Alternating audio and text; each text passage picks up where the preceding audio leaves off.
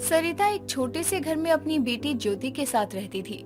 ज्योति की उम्र ज्यादा नहीं थी, लेकिन फिर भी वो अपनी माँ के कामों में उसकी मदद करती।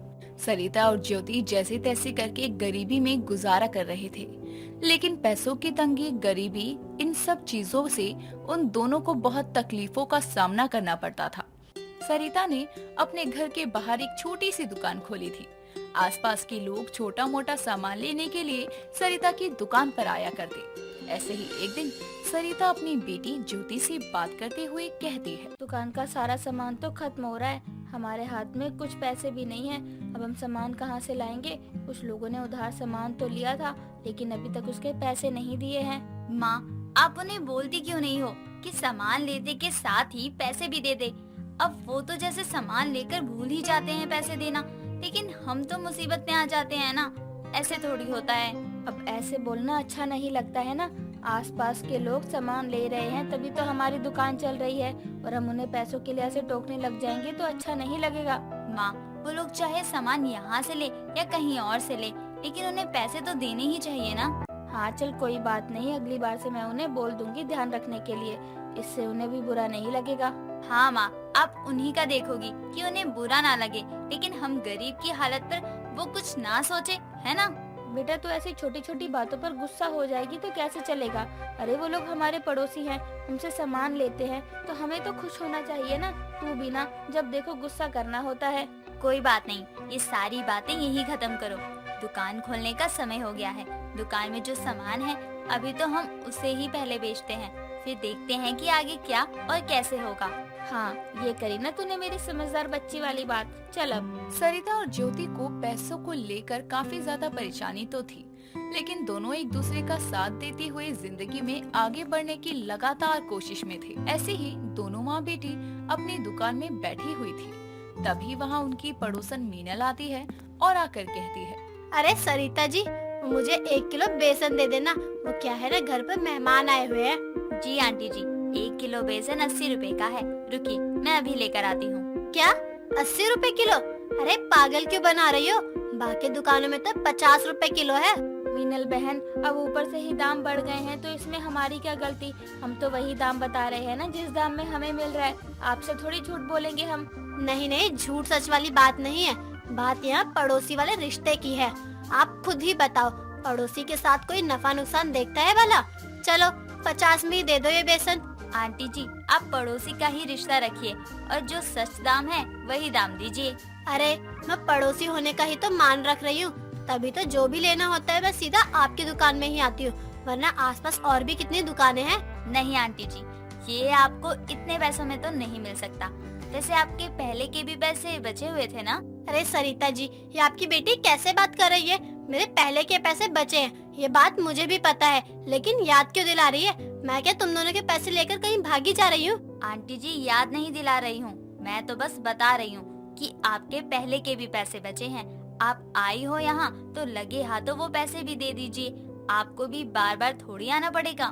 सरिता, अपनी बेटी को कुछ तो बोल, देख कैसे जुबान चल रही है इसकी। ज्योति अब बस भी कर, कब से बोली जा रही है। और मीनल बहन तो यही पड़ोस की है ना, जब मनाए तब पैसे दे देंगी, इसमें उन्हें बताने वाली क्या बात है। मीनल बहन एक काम करो, ले जाओ 50 में बेसन। लेकिन माँ, बस करना, जब मैं बात कर रही हूँ तो तुझे क्या बात करने की जरूरत है? तुझसे बड़ी हूँ ना मैं, चुपचाप मेरी बात मान और मीनल बहन के लिए एक बेसन की थैली ला कर दे। अपनी माँ से कुछ सीखो ज्योति बेटा, ऐसे ही दुकान खोलने से कुछ नहीं होता है, ग्राहक बनाने भी पड़ते हैं। अच्छा अब मैं चलती हूँ, और पैसे मेरे खाते में जोड़ लेना, बाद में दे दूंगी। मीनल वहाँ से इतना बोलकर चली जाती। और ये सिर्फ मीनल ही नहीं, बल्कि बाकी मोहल्ले के लोगों का भी हाल था। गरीब पड़ोसन की दुकान का काफी ज्यादा लोग फायदा उठाया करते थे, और जब इन सब के बारे में ज्योति भी कुछ बोलती तो सरिता उसे चुप करवाती। ऐसा कई दिनों तक चलता है। कुछ दिनों बाद एक विनोद नाम का आदमी सरिता की दुकान पर आता है और माँ बेटी से कहता है, बहन जी, मैंने आपको सामान तो दे दिया, लेकिन अभी तक मुझे मेरे पूरे पैसे नहीं मिले। भाई साहब कुछ दिन और रुक जाओ, जैसे ही पैसों का इंतजाम होता है मैं आपके पैसे दे दूंगी। आप ये बहाना तो कब से बना रही हो? अब तक क्या पैसे नहीं हो पाए बहन जी? कम से कम बहाने तो अच्छे बनाओ जो सुनने में तो ठीक लगे। भाई साहब ये कोई बहाने नहीं है, सच है। अभी हमारे पास बिल्कुल भी पैसे नहीं है। हम खुद इतनी गरीबी में चल रहे हैं, दुकान का सामान भरवाने के लिए भी पैसे नहीं हो रहे हैं, तो आपके पहले के पैसे कहाँ से दें? क्या हुआ? अब जब मैं आपको पहले बोल रही थी कि जिस तरह हमें दूसरों के पैसे देने हैं, वैसे ही आप दूसरों से अपने पैसे तो मांग लिया करो ना। लेकिन आपने मेरी बात नहीं सुनी। भाई साहब, बस कुछ दिन का समय और दे दीजिए, फिर मैं आपके पूरे पैसे दे दूंगी। ठीक है, जब आप इतना बोल रही हो तो बस कुछ दिन ही, आप 1 हफ्ते में मेरे पैसे दे दीजिएगा। विनोद वहाँ से चला जाता है, लेकिन विनोद की बातों से सरिता और परेशान हो जाती है और पैसे जमा करने के लिए सोचती है। कुछ दिनों बाद वहाँ मीनल एक नई साड़ी पहनकर आती है और कहती है, सरिता जी, जरा एक बिस्किट का पैकेट दे देना।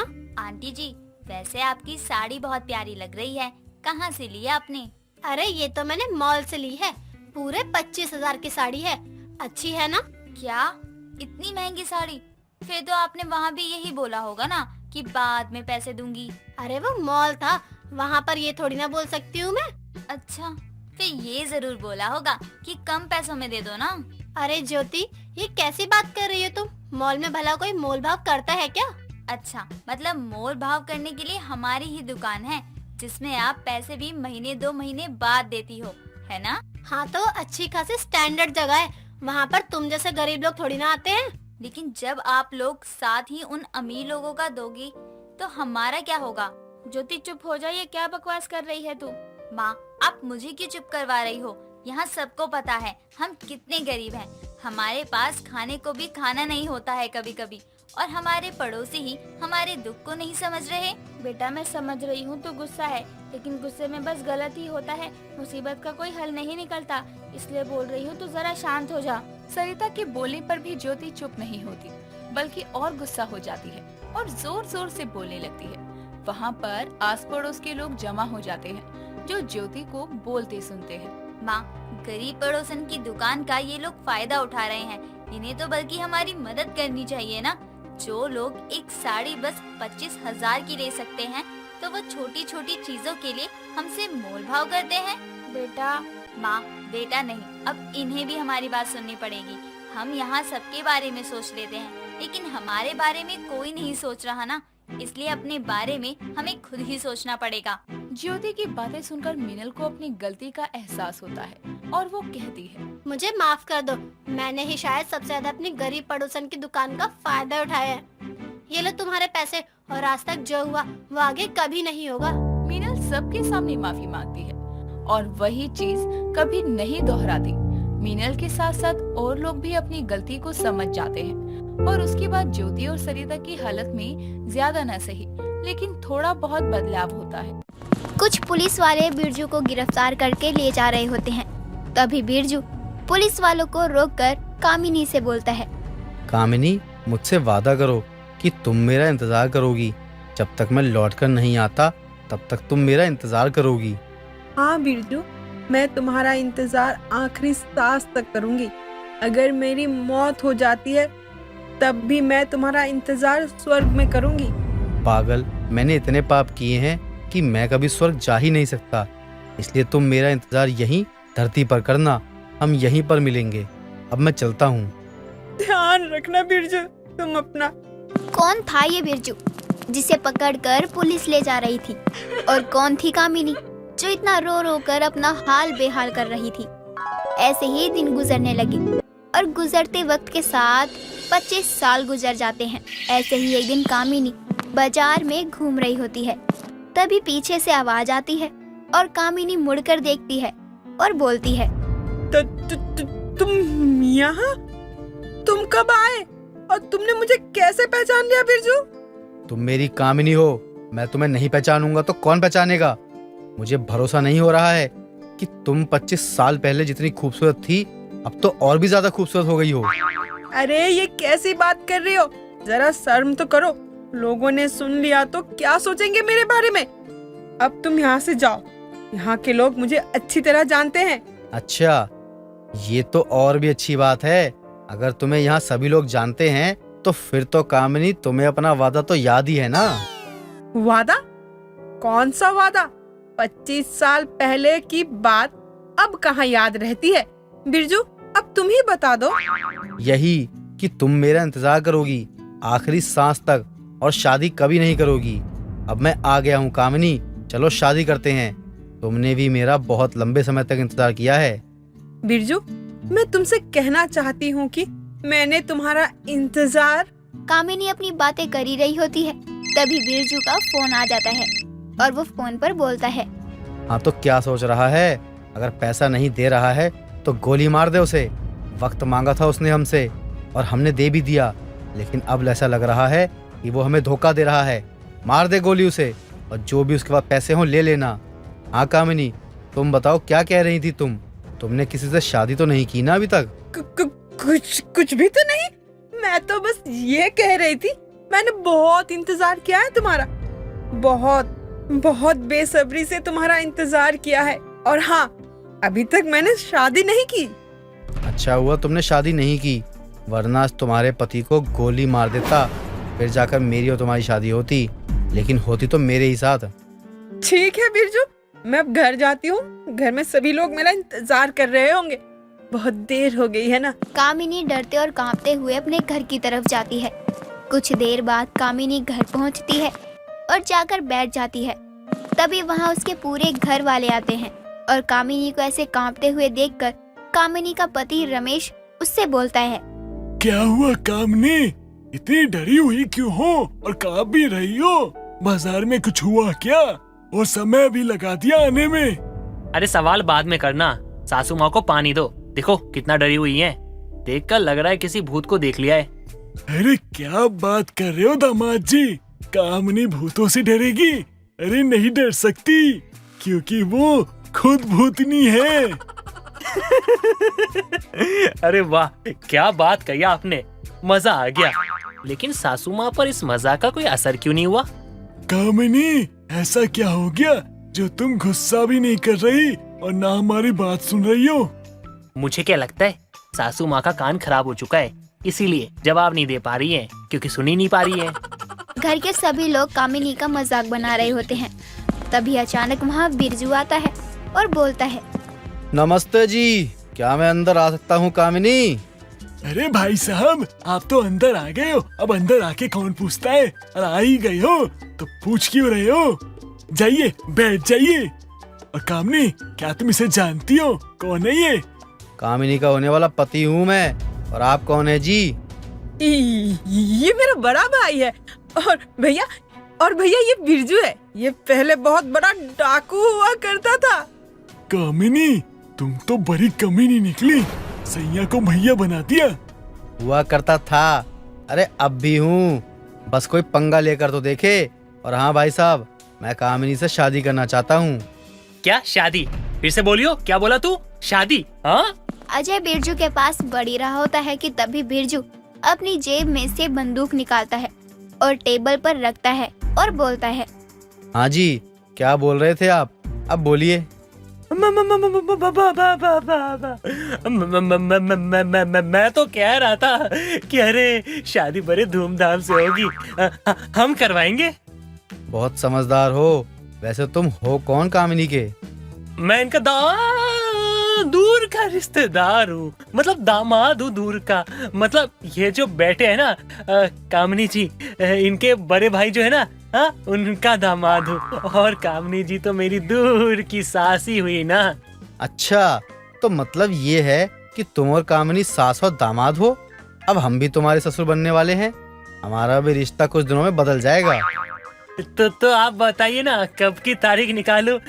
मैं अपनी सास की बारात में नाचना चाहता हूँ। ससुर जी की शादी में तो मैं आ नहीं पाया था, क्योंकि मैं था ही नहीं उस समय। तो सासू माँ की शादी में ही नाच लूंगा। अरे सास की बारात?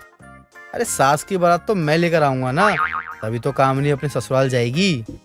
अजय अपनी बात पर टिका रह जाता है। बिरजू भी मान जाता है कामिनी की बारात के लिए। ऐसे ही कुछ देर बाद बिरजू अपने घर को चला जाता है और तभी रमेश अजय को बोलता है। हाय, मैं लूट गया, मैं बर्बाद हो गया, मेरे दामाद ने मुझे लूट लिया। अरे दामाद जी, क्या किया आपने? अपनी सास की बारात निकाल रहे हो और अपने ससुर के बारे में सोचा भी नहीं कि उसका क्या होगा। कैसे दामाद हो आप? अरे आपके बारे में ही सोच के ये सब किया है, वरना सासू माँ की डोली जाए न जाए आपकी अर्थी जरूर चली जाती। बचा लिया आपको मैंने। क्यों सासू माँ, सही किया ना मैंने? हाँ दामाद जी, सही तो कर दिया आपने अपने ससुर जी के साथ, लेकिन आपने मेरी बारात निकालने की बात क्यों कर दी? अरे सासू माँ, ये बस बात ही नहीं की है, मैं तो सच में अपनी सास की बारात निकालूंगा, वो भी बड़े धूमधाम से। अरे दामादों की दुश्मन हो, कौन से जन्म की दुश्मनी निकाल रहे हो? अरे मेरी बेटी आपसे घर में बर्तन धुलवाती है, झाड़ू पोछा करवाती है, तो इसका मतलब क्या कि आप उसके बाप से बदला लोगी? अरे कामनी, ये पागल हो गया है। अब शायद हम लोग को यहाँ से भाग जाना चाहिए, वरना ये मुआ तो सच में तुम्हारी शादी करवा देगा उससे। कामनी, मुझे अपनी पत्नी से बहुत प्यार है, मैं अपनी पत्नी के बिना नहीं रह सकता, और मैं नहीं चाहता कि तुम्हारी शादी किसी और से हो जाए। अरे ससुर जी शांत हो जाइए, आपका ही दामाद हूँ, आपके साथ ऐसा कैसे कर सकता हूँ मैं? अरे मैं सब कुछ देख लूंगा, आप बस इंतजाम कीजिए। आपके होने वाला जो सौतना है ना, उसे कैसे संभालोगे शादी होने से पहले? तुम दोनों बस अपनी ही बात कर रहे हो, मेरी तो कोई फिक्र ही नहीं है तुम दोनों को। मैं कब से परेशान बैठी हुई हूँ। अरे कमीनी बस कर, मैं मतलब एक कामनी, मेरी बात सुनो, तुम पहले खुद को सुधारो। अरे लड़कियों की तरह क्यों घूमती हो तुम? बूढ़ी हो चुकी हो, लेकिन कपड़े देखो है मॉडर्न पहनने। घूमो ना अब हीरोइन बनकर, है घूमो। इतना हीरोइन बनने की क्या जरूरत थी? अब देखो तुम्हारे दामाद तुम्हारी बारात निकालेंगे, तब वहाँ पे हीरोइन बनके नाचना भी तुम। अचानक सबके सर पर इतनी बड़ी मुसीबत आने पड़ी थी। घर वाले बहुत परेशान थे, बस दामाद जी को छोड़कर। पता नहीं, अजय तो अपनी धुन में ही मस्त था और अपने ससुर को अपनी सारी प्लानिंग बता देता है, और सभी शादी की तैयारियों में व्यस्त हो जाते हैं। शादी वाले दिन अजय अपने ससुर से बोलता है, तैयार हो गए या नहीं हुए अब तक ससुर जी? अरे क्यों करते हो ऐसा यार, अब ज्यादा समय नहीं है हमारे पास, अब हम ज्यादा देर नहीं कर सकते हैं सासू माँ की बारात निकालने में। अरे हाँ दामाद जी, सब तैयारियां बेहतर से भी बेहतर है, चलिए बारात लेके चलते हैं। इतनी अनोखी बारात होगी, इतिहास में बड़े बड़े अक्षरों में लिखा जाएगा, पहली बार एक दामाद ने करवाई अपनी सास की शादी, वो भी धूमधाम से, और अपनी सास की बारात निकाली। अरे बस करो दामाद जी, कितना मुंह मियां मिट्ठू बनोगे? हाँ? जब देखो तब खुद की तारीफ करते रहते हो, और क्या कह रहे हो, सास की बारात, सास की बारात। देखो मैं भी अपनी बेटी को बढ़ा के भेजूंगा तुम्हारे घर, और वो भी तुम्हारी मम्मी की दूसरी शादी करवा देगी। इसलिए कह रहा हूँ चुपचाप से चलो, अगर वो डाकू यहाँ आ गया ना तो तुम्हें और मुझे दोनों को ऊपर भेज देगा। यमराज की गोद में बैठ के फिर कराना अपनी सास की शादी। सभी लोग कामिनी की बारात लेकर निकल पड़ते हैं। थोड़ी दूर जाकर वो लोग एक मंदिर में रुकते हैं, जहाँ बिरजू पहले से ही कामिनी का इंतजार कर रहा होता है। कामिनी मंदिर जाकर देखती है कि पंडित मंत्र पढ़ रहा है। तभी वो बोलती है, अब बस बहुत हो गया बिरजू, मैं तुमसे शादी नहीं कर सकती, क्योंकि मैं पहले से ही शादीशुदा हूँ। मेरी बेटी है, दामाद है, इनके सामने मैं शादी नहीं कर सकती। कोई बात नहीं, मैं इनको अभी गोली मार देता हूँ, अब तो शादी कर सकती हो ना तुम। जैसे ही बिरजू सबको बंदूक दिखाता है, तभी वहाँ अचानक पुलिस आ जाती है और बिरजू के साथ इसके कुछ साथी को भी पकड़ लेती है। कामिनी, तू तो बहुत बड़ी वाली कमीनी निकली, ये तूने अच्छा नहीं किया मेरे साथ। और तू दामाद, तेरा ही दिमाग है ना इन सब के पीछे, तुझे तो मैं जेल से निकलकर देख लूंगा। बिरजू को शादी करने और लोगों को धमकाने के जुर्म में सजा हो जाती है, और वहीं अजय अपनी सास की बारात में अब ससुर को बिठा कर ले जाता है। पूजा हर रोज की तरह सुबह भी लेट उठती है और उठते ही अपनी माँ उमा से कहती है, माँ खाने में क्या बनाया है? बहुत जोरों से भूख लगी है। उठ गया मेरा बच्चा? जब अब उठ ही गया है तो बाथरूम में कपड़े पड़े हैं, बिना कुछ बोले धो ले, वरना तुझे पता है मुझे कपड़े तो अच्छे से धोने ही आते हैं, उसके साथ ना कपड़े धोने वाले को भी अच्छे से धोना आता है मुझे। माँ, सुबह सुबह अपने मासूम बच्चे को आपको काम कहते हुए शर्म नहीं आ रही है? अरे माँ, इसकी क्या जरूरत थी? जा ही तो रही हूँ, आधी जिंदगी तो घर वालों ने खराब कर दी है, और जो बची है वो मेरे इस पप्पू ने बिगाड़ रखी है। अब पूजा भी कपड़े धोने के बाद खाना पीना खाकर घर से निकलते हुए अपनी माँ उमा से कहती है, माँ, आने में लेट हो सकती हूँ, मेरी दोस्त श्वेता का जन्मदिन है तो सभी पार्टी करने वाले हैं। हाँ ठीक है, जा तो रही है, लेकिन कम ठूस कर आई हो। यहाँ तुझे अपनी माँ के हाथ का भी खाना खाना है। अरे माँ, पहले से ये जो चीजें आप मुझे बोलती हो ना, मुझे तो कभी कभी आप जहर लगते हो। तो किसी दिन चाट के मर जा इस जहर को, मेरा भी पीछा छूटेगा। अब पूजा तो अपनी दोस्त के जन्मदिन के बहाने से अपने बॉयफ्रेंड पप्पू से मिलने के लिए पार्क में जाती है। अरे पूजा, भला को इतना समय लगाता है आने में? अरे तुम्हें पता है मैं कब से तुम्हारा इंतजार कर रहा था। अरे ले ले ले मेरा बच्चा, फिर तो बहुत थक गया होगा, है ना? ये अकड़ किसी और को दिखाना। अगर तुम्हें लग रहा है मैं लेट आई हूँ या तुम मेरा इंतजार करते करते बहुत लेट हो गए, तो ये तुम्हें मुझे अपनी गर्लफ्रेंड बनाने से पहले सोचना था। मैं तो बता रहा हूँ कि तुम लेट हो, बाकी तुम्हारा वेट तो मैं कर ही रहा हूँ ना। एक तो घर वाले दिमाग खराब करके रखते हैं और दूसरी तरफ तुम हो कि मुझे सुना रहे हो। मुझसे नहीं होगा, मुझे अभी के अभी ब्रेकअप करना है। अब पूजा, तुम ऐसे कैसे बोल सकते हो यार? मुझसे गलती हो गई है कि मैंने ये बोल दिया कि मैं तुम्हारा इंतजार कर रहा था। अरे मुझे ऐसा नहीं बोलना चाहिए था। नहीं नहीं, मुझे छोड़ के मत जाना। मैं तुम्हारे बिना कैसे जीऊंगा, मैं तो मर जाऊंगा। ठीक है, अभी तो जाने दे रही हूँ। अगली बार अगर तुमने थोड़े भी नखरे दिखाए तो याद रखना, मैं बोलूंगी नहीं, बस करूंगी ब्रेकअप। पूजा अपने बॉयफ्रेंड पप्पू को हर बात पर धमकी दिया करती थी। वो उसे छोड़कर चली जाएगी और पप्पू भी पूजा की धमकी से डरकर पूजा के पैर तक पकड़ने के लिए तैयार हो जाता था कि वो उसे छोड़कर ना जाए। अरे आ गई तू, चल अब आ ही गई है तो किचन में आकर थोड़ा काम में हाथ बटा ले। अभी मैंने घर में एक कदम नहीं रखा कि आप मुझे कामों की लिस्ट थमाने लगी हो। और नहीं तो क्या करूं, बाहर तुझे कोई काम देता नहीं है, घर का काम तुझसे ठीक से करना नहीं आता, तुझसे शादी कोई करना नहीं चाहता। विमला की बेटी पिंकी को ही देख ले, तुझसे छोटी है लेकिन उसके 2 बच्चे हैं उसके। तो इसमें मेरी क्या गलती है? ये तो पिंकी की मर्जी के बिना थोड़ी हुआ होगा। और उसको भी तो सोचना चाहिए ना कि अभी उसकी उम्र ही क्या है 2 बच्चे करने की। तुझसे जुबान लड़ाने में कोई जीत नहीं सकता है। चल अब चुप करके मेरे साथ किचन में हाथ बटा ले। अब पूजा घर का सारा काम करने के बाद जब अपना फोन देखती है तो उस पर पप्पू का 20 से ज्यादा कॉल और मैसेज आए होते हैं। तभी पूजा पप्पू को कॉल करती है तो वो फोन उठा नहीं पाता। अरे कहाँ थी तुम? कब से फोन किया जा रहा था, बहुत मिस कर रहा हूँ तुम्हें। ओह सच्ची? मुझे तो लगा तुम्हें मेरी फिक्र ही नहीं है। अच्छा ये बताओ, तुम कहाँ थे? तुमने मेरा फोन, मैसेज, कॉल कुछ भी नहीं देखा?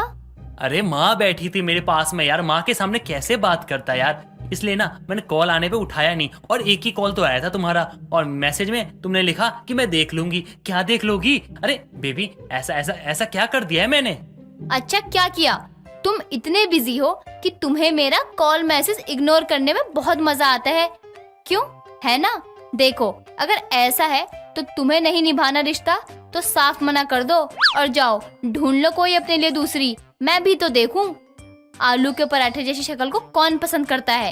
अरे अरे बेबी, तुम तो गुस्सा हो गई। अरे अरे मान जाओ यार। अरे मैं ना तुम्हारा फोन हमेशा उठाऊंगा, आइंदा से ना कभी कुछ भी हो जाए, बाढ़ आ जाए, आग लग जाए, तूफान आ जाए, मैं मरी क्यों न जाऊं, मरने से पहले मैं तुम्हारा कॉल उठाऊंगा और तुमसे बात करूंगा, उसके बाद मरूंगा। प्लीज मान जाओ। इसका मतलब क्या है कि तुम्हें मेरे फोन मैसेज करने पर मौत आती है?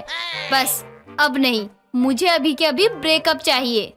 बाबू बाबू, तुम ऐसा नहीं कर सकती बाबू, तुम तो मेरी जान हो, तुम मेरा सुकून हो, तुम मेरी लाइफ हो। अरे यार, तुम्हारे बिना मैं मर जाऊंगा यार। बाबू बाबू, अरे अरे फोन काट दिया। पूजा की तो हर बात बात पर धमकी देने की आदत थी, लेकिन बेचारा पप्पू डर जाया करता था और वो पूजा को मनाने के लिए फोन पर फोन करने लगता है। इधर पूजा अपना फोन बिस्तर पर रखकर खाना खाने लगती है। तभी पूजा का फोन बजता देख उमा उसे उठा लेती है। अरे बाबू बाबू, मेरी बात तो सुनो। अरे कौन बाबू? यहाँ कोई बाबू नहीं रहता है, किससे बात करनी है? अरे बाबू मान जाओ, मेरी बात तो सुनो। ऐसे आवाज बदल के बात करोगी, तुम्हें क्या लगता है मुझे नहीं पता चलेगा? मुझे पता चल रहा है कि मैं तुमसे बात कर रहा हूँ। बाबू प्लीज मान जाओ। बाबू, इतना गुस्सा करना ठीक नहीं है। अरे रखता है फोन या पुलिस में कंप्लेन करूं? कहीं भी फोन लगाकर रोना धोना चालू कर देते हैं इनका। क्या हो गया माँ? किसका फोन था और किसे डांट रही थी आप? ना जाने कौन था, रो रहा था और कह रहा था बाबू मेरी बात सुनो, बाबू मेरी बात सुनो, मैं तुम्हारे बिना मर जाऊंगा। होगा कोई छोकरी का चक्कर। जरूर पराठे सी शक्ल के इंसान का ही होगा। इसने तो और मेरी जिंदगी पर ग्रहण लगाने की सोच ली है। इसे तो मैं छोड़ूंगी नहीं। अब उमा के जाने के बाद ही पूजा अपने बॉयफ्रेंड को फोन करके फिर से धमकाना शुरू कर देती है। क्या चाहते हो तुम? आज मुझे साफ साफ बता ही दो कि क्या चाहिए तुम्हें। बाबू मुझे तो सिर्फ तुम चाहिए और कुछ नहीं चाहिए। अब मुझसे गलती हो गई थी, माफ कर दो बाबू प्लीज, ऐसा दोबारा कभी नहीं करूँगा। अरे तुम्हारा तो रोज का है, कब तक? बताओ, कब तक यही चलता रहेगा? बाबू मैं तुम्हें कभी परेशान नहीं करूंगा। जब तुम कहोगी उठने के लिए उठ जाऊंगा, जब बोलोगी बैठने के लिए बैठ जाऊंगा, जब बोलोगी सोने के लिए सो जाऊंगा। अब कहोगी छत से कूद जा, तो मैं वो नहीं कर सकता बाबू। ऊंचाई से थोड़ा फोबिया है ना, मुझे डर लगता है बाबू। लेकिन बाकी सब कुछ मैं कर सकता हूँ, बाकी जो बोलोगी मैं कर दूंगा। चलो, अब मुझे बहुत नींद आ रही है। तुम्हारा तो रोज का है। अब कल से मुझे तुम्हें बदलाव नहीं मिला तो अच्छा नहीं होगा। अब पूजा जैसे ही फोन रखती है, इधर पप्पू अपना सर दीवार में मारता हुआ खुद से कहता है, हे भगवान तूने ये क्या किया? कैसे कैसे लोगों को तूने बनाया है? बनाया तो बनाया, प्यार क्यों बनाया? और प्यार बनाया तो मेरी जिंदगी में क्यों दिया? और मेरी जिंदगी में दिया तो उससे क्यों दिया? और उससे दिया तो उसको थोड़ी बुद्धि तो देता। अरे जब देखो तब मुझे प्यार भी ऐसे देती है जैसे भीख दे रही हो। अगर उसका एक कॉल ना उठाऊं तो तांडव करने लगती है, ऐसा लगता है मेरा खून पी जाएगी। लेकिन अगर मैं 20-20, 30-30 कॉल करूं, मैसेजेस करूं, उसका कुछ मायने नहीं रखता। क्यों? ये भगवान में पार्शियलिटी क्यों होती है हम लड़कों के साथ? हमारे साथ ही ऐसा होना जरूरी है क्या? अरे हे भगवान कहाँ है तू? अरे तू आ जा यार, आ जा। अब अगले दिन पप्पू की माँ की तबीयत खराब होती है। पप्पू अपनी माँ को लेकर हॉस्पिटल पहुँच जाता है। इधर पूजा पप्पू को फोन कर रही होती है तो परेशान पप्पू अपनी गर्लफ्रेंड का फोन कट कर रहा होता है। इसकी इतनी हिम्मत कि ये मेरा फोन काटेगा? मेरा? मैं इससे तो आज किसी भी हाल में ब्रेकअप करके ही रहूंगी। अब थोड़े समय बाद पप्पू का फोन आता है और पूजा भी पप्पू का फोन उठाते ही पप्पू से कहती है, क्या बात है, मेरा फोन नहीं उठाया जा रहा तुमसे? अब मुझसे बिल्कुल भी बर्दाश्त नहीं हो रहा है। मैं तो इसे इस बार अपने पैरों पर गिराकर नाक रगड़वा कर ही रहूंगी। इधर पप्पू अपनी माँ की तबीयत खराब होने पर परेशान था। उसे पूजा से बात करने का समय नहीं मिल पा रहा था। वहीं दूसरी तरफ पूजा को लग रहा था कि पप्पू ये सब जानबूझकर कर रहा है, लेकिन ऐसा बिल्कुल नहीं था। अब जब देर रात पप्पू पूजा को फोन करता है। हेलो पूजा, मेरी माँ की तबीयत ठीक नहीं थी, इसलिए मैं तुमसे बात नहीं कर पा रहा था। तुमने मेरा फोन कैसे नहीं उठाया ये बताओ, और ऊपर से कुछ भी बताना सही नहीं समझा कि मैं कहाँ हूँ, क्या कर रहा हूँ? कुछ भी नहीं। मैं कह रहा हूँ मैं बहुत परेशान हूँ, प्लीज मुझे और परेशान मत करो, समझी तुम? नहीं, मुझे कुछ भी नहीं समझना। आज मैं तुमसे अलग होकर ही रहूंगी। देखो मैं बहुत ज्यादा परेशान हूँ, समझो तुम। कल बात करते हैं इस बारे में, मुझे अभी बहुत नींद आ रही है। ओ, लगता है कोई और मिल गया तुम्हें। ठीक है, चलो रखो फोन, कर लो उसी से बात, और मैं तुमसे अभी के अभी ब्रेकअप करती हूँ। क्या ब्रेकअप करती रहती है तू? हैं? बोलना तुझे आता नहीं है, लप्पू जैसी तो तू दिखती है कि ब्रेकअप करना है, ब्रेकअप करना है, ब्रेकअप कर लेते, ब्रेकअप करते हैं, ब्रेकअप करते हैं। अबे चमगादड़नी से तुझसे कौन सेटिंग करना चाहता है? इतने दिनों से तुझे बर्दाश्त कर रहा हूँ, ये सोच के मेरा बाबू है, मेरा सोना है, मेरा मोना है, मेरा ढोना है। अबे तू तो किसी काम की लायक नहीं है। तू डायन है, तू पिशाचनी है, तू राक्षसनी है। मुझे भी अब तू नहीं चाहिए। मुझे ऐसी लड़की चाहिए ही नहीं जो मेरे बारे में ना समझे। तू सिर्फ और सिर्फ अपने बारे में सोचती है, तो तू अपने साथ रह। तुमने सोच लिया कि तुम मुझसे अलग हो रहे हो? हाँ सोच लिया मैंने। मुझे नहीं चाहिए तू, मुझे तेरे जैसे लोगों के साथ रहना ही नहीं है। पूजा जो कि हर बात पर पप्पू को धमकाया करती थी, उससे तंग आकर पप्पू आखिरकार ब्रेकअप कर ही लेता है, क्योंकि उसे समझ आ गया था कि पूजा उसे कभी भी समझ नहीं सकती थी।